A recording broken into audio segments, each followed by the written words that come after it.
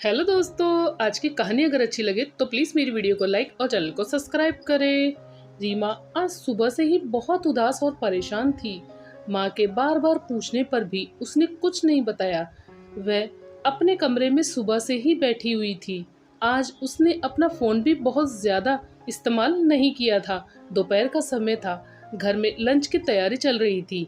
सविता जी खाना टेबल पर लगा ही रही थी कि उनके घर की डोरबेल बजी। रोहित, जरा देखना कौन है। सविता जी ने अपने बेटे से कहा। रुक रोहित, मैं देखता हूँ, कहते हुए रमन जी दरवाजे की ओर बढ़े। अरे ममता जी, आप अंदर आइए। मुस्कुराते हुए रमन ने हाथ जोड़े और ममता को अंदर आने को कहा ही था कि उनके पीछे सविता आ चुकी थी। अरे ममता बहन, आप सब ठीक तो है? आइए, आप बिल्कुल सही समय पर आई हैं। बस खाना लगा ही रही थी डाइनिंग टेबल पर। सविता जी ने प्यारी सी स्माइल देते हुए कहा। हाँ, वो सब तो ठीक है सविता, मैं यहाँ कोई खाना खाने थोड़ी ना आई हूँ। अंदर आते हुए ममता ने थोड़ा गुस्सा दिखाते हुए कहा।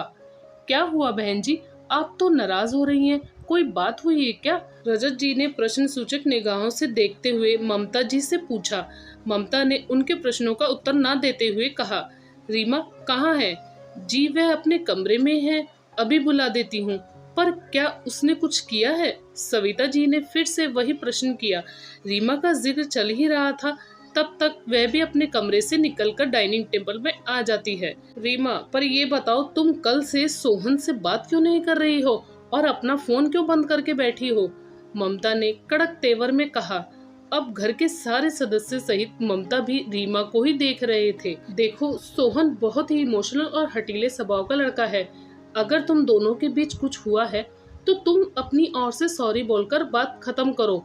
मैंने तुम दोनों की सगाई के बाद शादी में 4 हफ्तों का समय इसलिए रखा था ताकि तुम दोनों आपस में बातें कर सको, एक दूसरे को जान सको, इसलिए नहीं कि रोज रोज मुंह फुलाकर गुस्सा करके बैठ जाओ। रीमा, क्या हुआ है? और ममता आंटी सही तो कह रही है।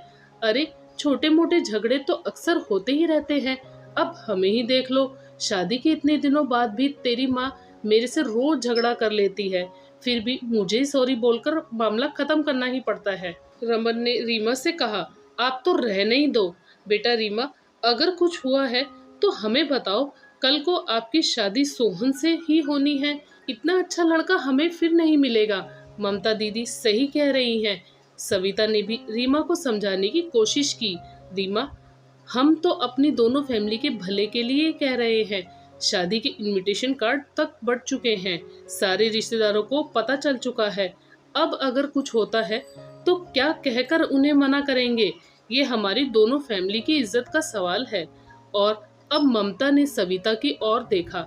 सविता, मैंने तुम्हारी बात पर भरोसा कर कर अपनी दोस्ती को रिश्तेदारी में बदलने की कोशिश की, लेकिन ये रीमा तो कल से सोहन को नाराज करके बैठी है। वह कह रहा है, माँ तुमने ना जाने कैसी अनपढ़ टाइप की लड़की ढूंढी है मेरे लिए। अब तू तो जानती है सविता, मेरा सोहन बाहर पढ़ा लिखा है और ऊपर से थोड़ा हटीला है। अब तू देख ले, इसे उसे सॉरी बोलकर मनाना तो पड़ेगा। अब रीमा कुछ बोलती उससे पहले ही वहां पर बैठी रीमा की छोटी बहन पूजा बोल पड़ी। दीदी क्यों सॉरी बोलेगी जब उनकी कोई गलती ही नहीं है? सॉरी तो आपको और आपके बेटे सोहन को बोलना चाहिए।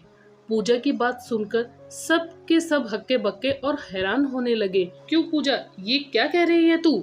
हाँ, मैं सही कह रही हूँ।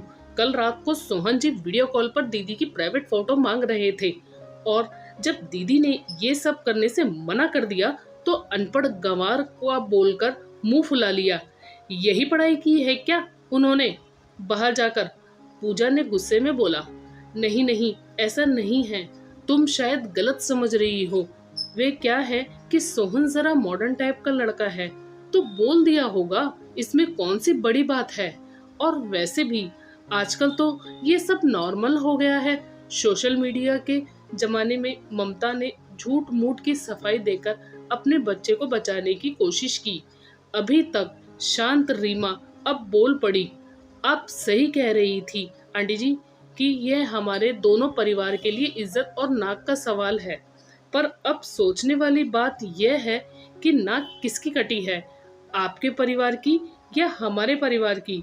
अगर आपको किसी भले घर की लड़की की ऐसी फोटो मांगना नॉर्मल लगता है तो ये काम आपको मुबारक हो। ये सब हमसे तो ना हो पाएगा। रमन जी ने अपने दोनों हाथों से अपने आंसू पोंछे और फिर ममता के आगे हाथ जोड़ लिए। ममता, तू सब कुछ जानकर भी अनजान बनते हुए मेरी बेटी से सॉरी बोलने के लिए यहाँ तक चली आई।